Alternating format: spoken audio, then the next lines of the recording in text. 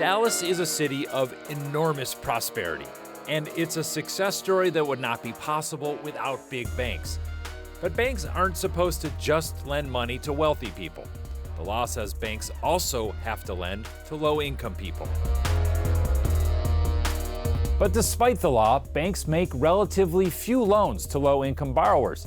In fact, we found instead of lending money, banks have another way to comply with their obligations. They invest heavily in low-income apartments in areas of slum and blight, and the government rewards them for it.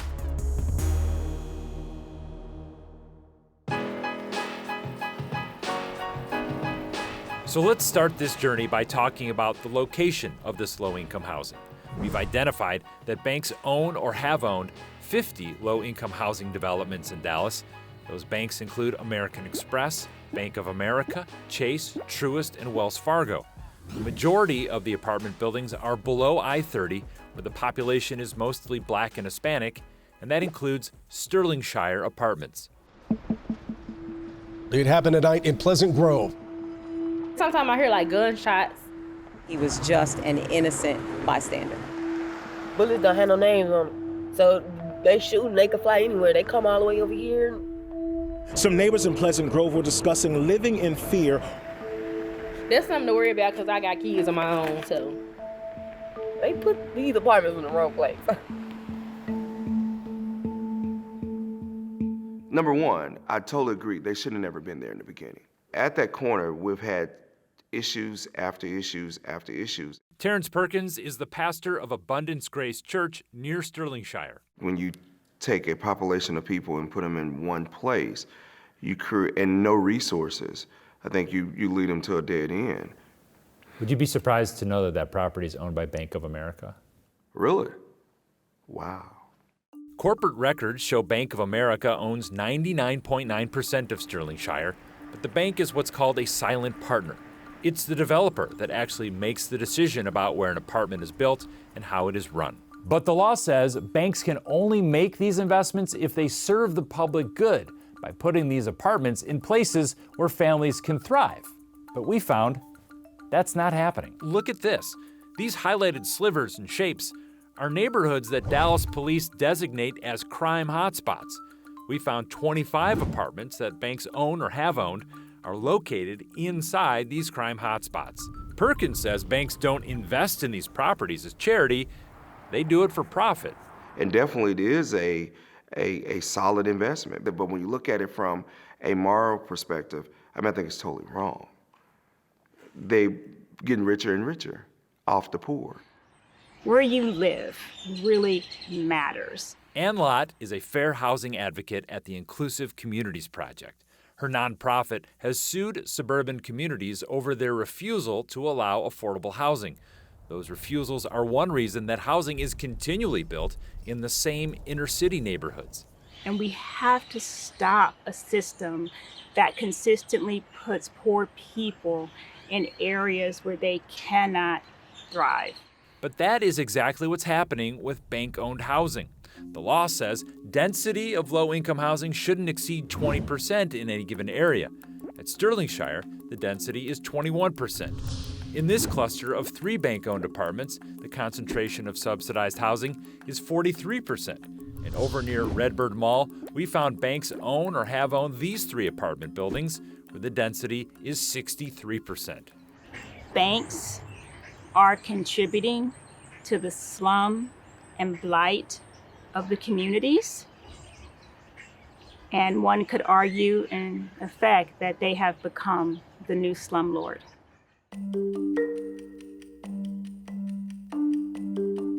At this point, you might be thinking, banks are here to make loans. What are they even doing owning low-income housing? Well, when banks make these kinds of investments, the government gives them high marks on their bank exams, even if they're making relatively few loans. In 1977, Congress passed the Community Reinvestment Act. Under the CRA, the government grades banks on how well they're making low-income loans. In time, regulators revised the rules so banks didn't just get credit for making loans, but also for investing in low-income housing. Today, we found many banks don't lend much money in low-income neighborhoods, but make huge investments in low-income housing which earns them a passing grade on their CRA exams. Remember, there's a large minority population in southern Dallas, and this is a map developed with the advocacy group, the National Community Reinvestment Council. It shows how many home loans are written in Dallas County. The lighter the color, the fewer the loans. And all the red dots are bank-financed low-income housing. It doesn't make any sense. Laura Beshara is a civil rights lawyer. She's filed a number of lawsuits over affordable housing policy all the way to the Supreme Court. What does all this say about the CRA? It's perverted the entire meaning of the Community Reinvestment Act. It's added more new residents to an area of high crime that didn't need to be there. And at the same time, they're not making any loans to the people that live there. Here's the exam for Bank of America. The Office of the Comptroller of the Currency, or the OCC, gave the bank an outstanding rating for reinvesting in North Texas's low-income communities, spotlighting $813.9 million of investment in affordable housing. We found Bank of America has invested in 13 low-income apartment buildings in Dallas, including Sterling Shire, the complex just up the street, and another 2 miles to the north. Using public records, we estimate Bank of America has invested $50 million here. But what about loans? Well, analysis by the NCRC shows in 2019, Bank of America made 2 mortgage loans in this same area. In a statement, Bank of America says there is a tremendous need for affordable housing nationwide, and Bank of America is committed to supporting our clients and communities by providing upfront financing that is a critical component for organizations to be able to expand housing opportunities. These apartments that banks own, they're profitable. And that's mostly because the government gives banks major financial incentives to make sure that this housing gets built. The incentive is called the Low Income Housing Tax Credit. And each year, the United States gives out about $8 billion in credits. Almost all of it goes to banks, with the government eventually paying them back 100% of the money they invested. This is a really good opportunity for banks to make money. You can get the tax credits, you can sell them for a profit, and bank ownership in tax credits has skyrocketed. It's estimated that there are at least 85% of the owners of tax credit projects. To be eligible for the government's generous tax credits, the rules say that apartments have to be built in neighborhoods that have a formal revitalization plan. For example, a plan area might have a health clinic, community center, and educational and economic opportunities. But we found that's also not happening. Dallas has designated revitalization plans in these 5 neighborhoods, and banks have financed a total of 6 affordable housing projects inside those zones. But these 44 apartments were all built outside revitalization areas. Regardless, every project on the map was awarded tax credits. In your opinion, are these projects eligible for the tax credit? I don't think that they should be eligible. I don't think they are. The Internal Revenue Service is the agency that issues tax credits, and it's been the subject of several critical audits, including in 2015 when examiners found IRS oversight has been minimal. I asked the IRS why it gives tax breaks on apartments that are in places where families have to live in crime and blight. A spokesperson responded, "Since your story involves a specific group of taxpayers in a certain area, the IRS will decline any comment." The program has operated for over 30 years without any requirements of where the housing should be located. They don't care where these projects go at all. And they don't care who it affects. In 2015, before Sterling Shire was built, Beshara sent a warning letter to regulators. She said Sterling Shire's paperwork failed to disclose significant criminal activity in the area. She wrote, "This false representation can be the subject of a suit by any future tenants of the project for the consequences, including harm from the high crime in the area." And we're starting with some breaking news right now in Dallas. A teenage boy was caught in the middle of a shootout and killed.